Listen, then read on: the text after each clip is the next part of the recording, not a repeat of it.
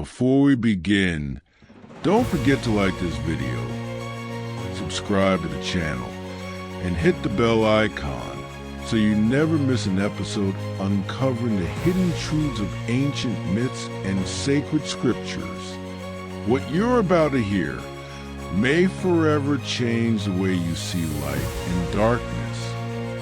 Before the stars first burned in the endless void, before the earth turned beneath sunlight, before time itself began, there was only God. From infinite stillness, by divine will alone, God spoke creation into existence. The heavens took form, and within them, beings of light emerged. They were called angels, but not all angels were created equal. Among them rose the most radiant, the most powerful, the archangels, mighty messengers of the divine. And among the archangels stood one who surpassed them all. His name was Lucifer. You were the seal of perfection, full of wisdom and perfect in beauty. Ezekiel 28 verse 12. Lucifer embodied celestial beauty, wisdom, and power. His voice calmed storms. His wings shimmered like unborn stars. Some believe he was the very breath of God, incarnate in light. He was known as the morning star, the bearer of light. But within perfection, pride began to stir. The seed of pride. Lucifer saw the awe in the eyes of angels as he passed. He heard their praises. He felt their reverence. And a thought took root. Why should I serve? Why bow to a throne when I too am made of light? It began as a whisper, then a hunger, and finally, a rebellion of will. He no longer desired to reflect God's glory. He longed to claim it. I will ascend to the heavens. I will raise my throne above the stars of God. I will make myself like the Most High. Isaiah 14 verses 13 to 14. The rebellion in heaven. Lucifer turned his voice from worship to deception, sowing doubt among the angels. Why worship the invisible when you can follow the light you can see? Why kneel when we could rise together? This was not rage. It was revolution. A third of the heavenly host stood with him. They believed they were evolving, that they were freeing themselves. But the Creator saw all, and he would not remain silent. War in heaven. From his throne, God watched heaven tremble. Songs fell out of harmony. The stars dimmed. A line was drawn between the faithful and the fallen. Lucifer, now ablaze with wrath and ambition, shed his angelic form. His beauty twisted into terror. Horns crowned his head. Wings blackened like an eclipsed moon. His glow became a terrifying fire. He had become the dragon. Leading an army of rebels, Lucifer stormed heaven's gates.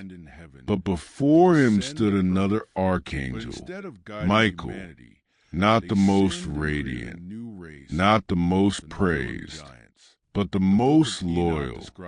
And in this war, loyalty was mightier than pride. And there was war in heaven. Michael and his angels fought the dragon, and the dragon and his angels fought back. Revelation 12 verse 7. The fall of the morning star. The two forces clashed. Stars fell, creation trembled, heaven itself shook, But Lucifer could not prevail, and the great dragon was cast out, that old serpent called the devil, or Satan. He was cast to the earth, and his angels with him. Revelation 12, verse 9. Michael struck the final blow, and like a blazing star, Lucifer fell, his wings burning, his scream splitting the skies, falling into darkness, not to death, but to exile, from morning star to prince of darkness. I saw Satan fall like lightning from heaven. Luke 10, verse 18. But his story was far from over. The garden and the first temptation. The earth was young, untouched, alive. Mountains steamed with creation's breath. Oceans shimmered with holy light.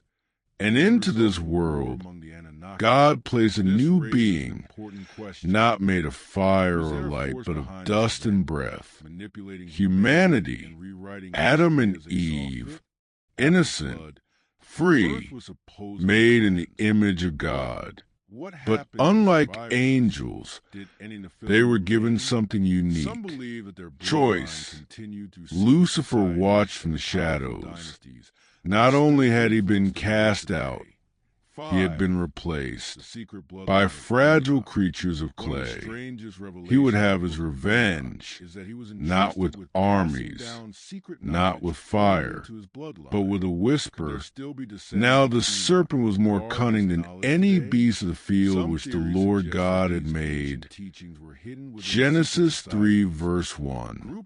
Lucifer entered the garden not as a dragon, not as an angel of wrath, but as a serpent, subtle, patient, deceitful. And he whispered to Eve, "You will not surely die, for God knows that when you eat of it, your eyes will be opened and you'll be like God."